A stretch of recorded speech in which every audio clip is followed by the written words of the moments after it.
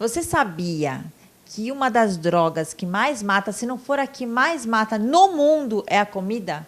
Que a obesidade é um problema mundial, que nas crianças é uma preocupação impressionante da Organização Mundial da Saúde? Hoje eu converso com a Mariana Tornicasi, nutricionista, e falar justamente disso, que é uma das coisas que você se aprofundou mais na sua área, né? Que é cuidar dos obesos. Sim, eu me dediquei a isso logo que eu me formei. Eu tinha o interesse de trabalhar com isso e, sem querer, acabei encontrando com a minha prima nesse meio do caminho, que ela é cirurgia bariátrica, e nenhuma das duas sabiam que iam para esse lado, né? Então, hoje eu trabalho com obesidade mórbida, eu tenho pacientes de 200 quilos, 210. O mais pesadinho foi 220. Me entristeceu muito, porque era um paciente de 25 anos de idade. Nossa. Então, são pessoas novas, que estão cada vez mais obesas. A gente não sabe se elas não estão percebendo isso ou se acaba sendo um problema tão grave que elas não pedem ajuda. E é meio pesado o que eu vou falar, mas elas estão à beira da morte. Sim, esse menino, ele estava com muitos problemas de saúde, principalmente cardíaco. O coração já está extremamente cheio de gordura. Falei para ele que a falta de ar, o cansaço, então, assim, me choca muito, mas ao mesmo tempo é o que eu mais tenho vontade de trabalhar, porque é a minha especialização. Eu fiz na Unifesp para justamente trabalhar com obesidade, pós-bariátricos, balonizados, que a gente também tem o balão intragástrico, que ajuda bastante, além da consulta, que tem pessoas que não querem nenhum desses procedimentos. Eu falei que é uma das drogas que mais mata no mundo, para não dizer que é a mais, né? Eu acho, em pesquisas recentes, eu acho que foi colocada como a principal causa, né? Ainda mais que você pensa, se você está se drogando, você para de usar a droga, utiliza outra droga para tentar não ser um viciado, você consegue suprir. Mas quem tem que deixar de comer? Não dá para parar de comer.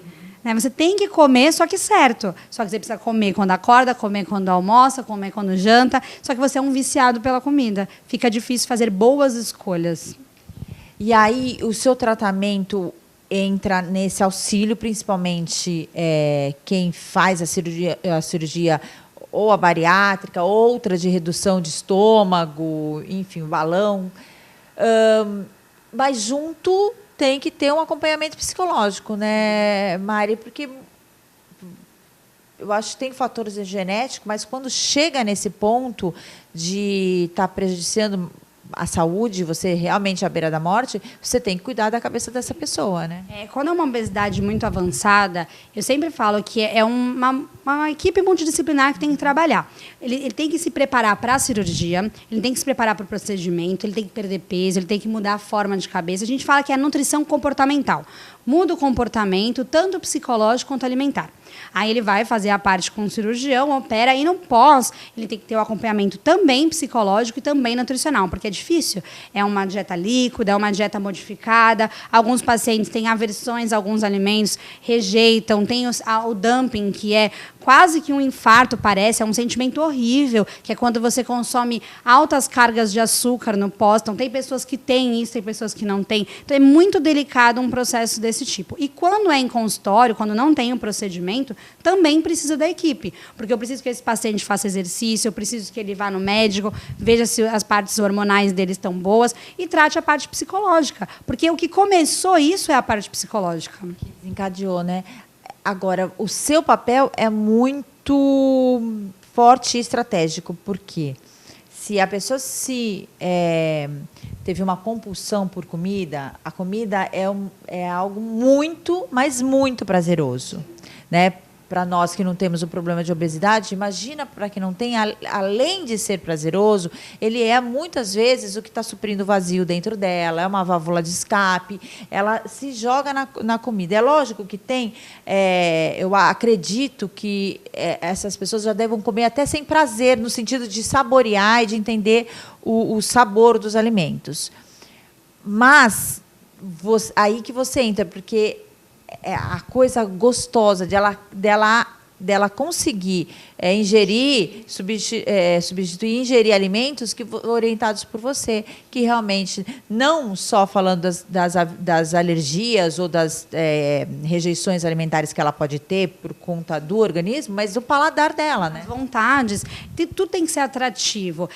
Por que a gente fala que a nutrição é muito importante? As pessoas entram num site da internet, pegam uma dieta, vão em médicos que não devem prescrever, pegam dietas prontas, protocoladas, pega do amigo. Por que não dá certo? Porque tem outros fatores. Tem o fator de paladar, tem o fator visual. Então, tem pessoas que têm uma aversão a um certo alimento que, se você trocar a forma que ele vai receber, ele vai gostar. Às vezes, a pessoa pega uma dieta que é cheia de sucos, líquidos, só estufa, só deixa mais dilatado ainda o estômago, ela passa fome. Então, a forma que está sendo aí, né, divulgada por aí, não está ajudando essas pessoas. Então, para uma dieta da moda, eu acredito que poucos quilos podem ser perdidos, então pessoas que não estão tão obesas. Numa obesidade é um grau mais sério. E quando eu digo obesidade, não é um obeso que você olha e fica assustado. Às vezes a obesidade pode estar em pessoas comuns do dia a dia. Camuflada, ela mesma se achar dentro do padrão. Né? Sim, por isso que a gente até fala, né, do exame de bioimpedância, que muitas pessoas são magras e são falsos magros. Estão cheias de gordura no corpo, estão com colesterol alto, estão comendo um monte de besteira porque, mas eu não engordo. Então, e isso é o que as pessoas têm como desculpa. Não, minha mãe e meu pai são magros. Ou o contrário, eu estou obeso porque minha família é obesa. Só 5% é genética. O maior fator da obesidade é o fator ambiental. Então, o ambiente é engordativo, a pressão psicológica é engordativa. Se você trabalha num local muito estressante, ele é engordativo, porque você se frustra, chega em casa e compensa isso, perdas, como você falou, às vezes familiares, namoro, desemprego, tudo contribui. Ou seja, 95% são fatores externos. Só 5% é um fator endócrino, até mesmo genético, que, lógico, existe. Então, você trabalha uma reeducação alimentar com esse paciente e ele não consegue ter um resultado, você tem que avaliar se não é outro fator que está desencadeando essa obesidade. Então, ficar bem atento, não é besteira, não é só estética. Eu gosto de conversar com a Mariana porque o foco dela é a saúde, ela tem esse aprofundamento nos obesos. Então, quem está passando por isso, quem está chegando a isso, conversa. Eu acho que uma boa conversa pode tirar vários mitos da sua cabeça, vários medos, que o medo também impede você de fazer um monte de coisa, inclusive atitudes boas para você.